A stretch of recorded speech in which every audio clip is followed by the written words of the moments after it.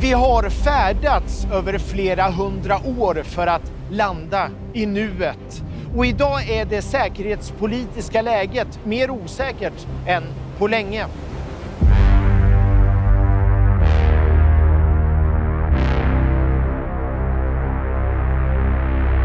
Vi förväntas faktiskt fungera när ingenting annat fungerar.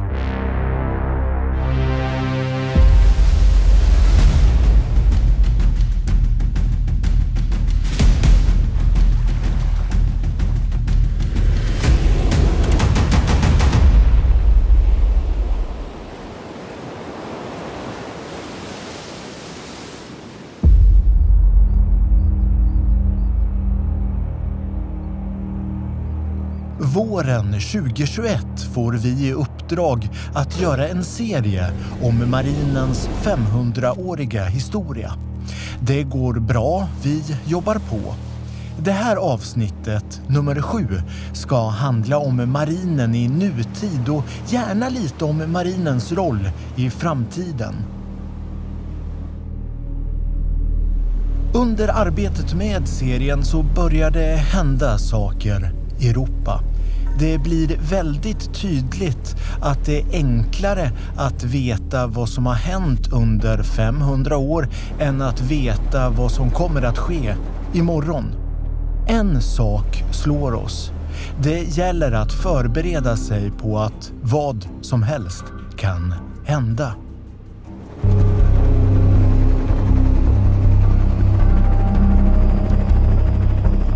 I en oviss tid så spelar marinen en stor och viktig roll för landets säkerhet. De ligger längst fram, lyssnar, bevakar och skyddar.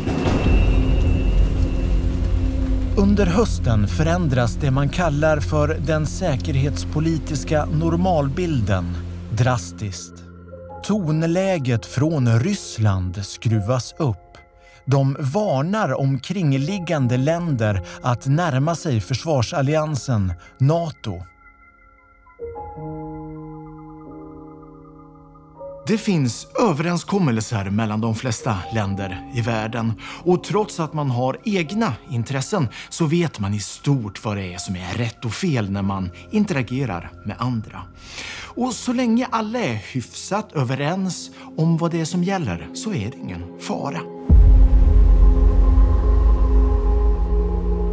Men när ett land går emot de konventioner som finns i ett fritt Europa och börjar att hota omkringliggande länder så får det konsekvenser och kan bli farligt.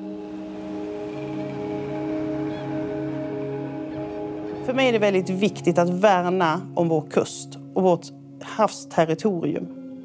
Vi har en 2700 kilometer lång kust att värna och vi har svenska intressen i hela vårt närområde.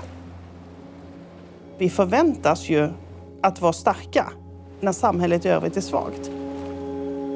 I fredstid så är en av marinens uppgifter att bedriva så kallad sjöövervakning. Man ser till att ha koll på att skydda sina intressen på havet helt enkelt. Det är vardag. Ryssland påbörjar en stor planerad militärövning, Zapad, som betyder väst. En del av den pågår längs gränsen till Ukraina. Det är inget ovanligt i sig, men något är inte som det brukar. Ryssland samlar allt större trupper vid gränsen mot Ukraina och det är svårt att få insyn i vad som egentligen sker. Det får hela Europa att reagera, för det bryter nämligen mot överenskommelser och den säkerhetspolitiska normalbilden. I Ukraina förbereder man sig på att någonting kommer att hända. Och även i Sveriges direkta närområde sker nu saker som inte tillhör det normala.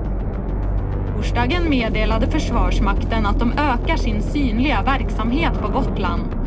Beskedet kom dagen efter att 3 ryska fartyg seglade in i Östersjön. Helt oannonserat seglar stora ryska offensiva landstigningsfartyg in i Östersjön som fördubblar Rysslands landstigningsförmåga. Och mot gränsen i Ukraina verkar övningen inte ta slut.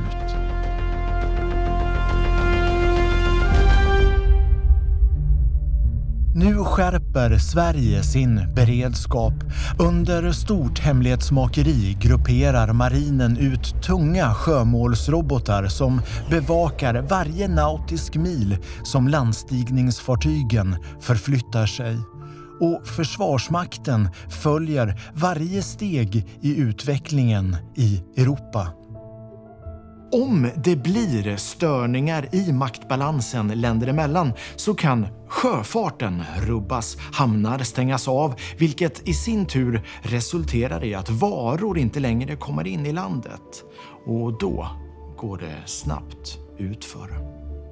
Det behöver inte bli strid för att vi i Sverige ska påverkas.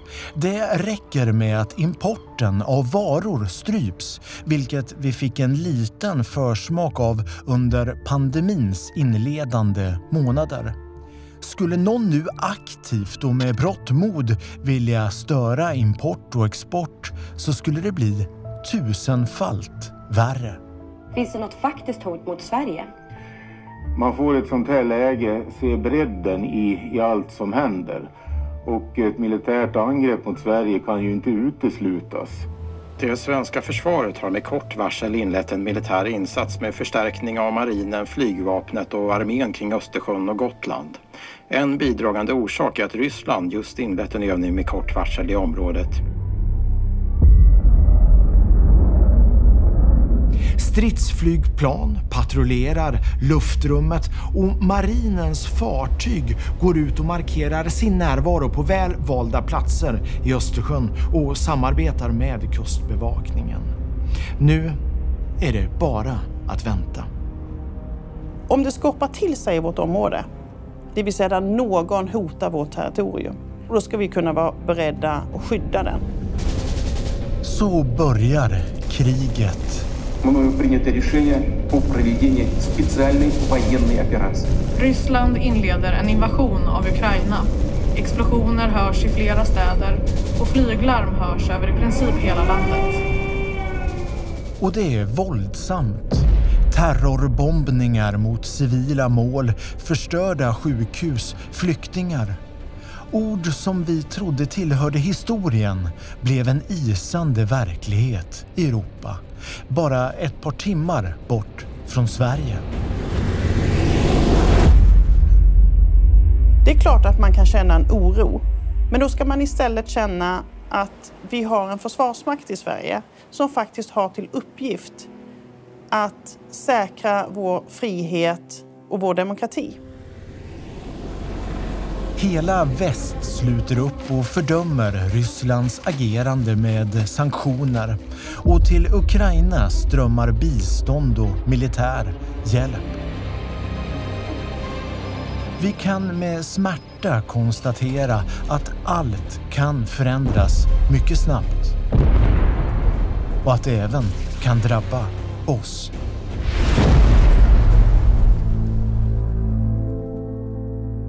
Omvärldsutvecklingen är ju väldigt dynamisk. Det händer saker hela tiden. När det går väldigt fort så gäller det att fatta beslut och vara ihärdig i de besluten.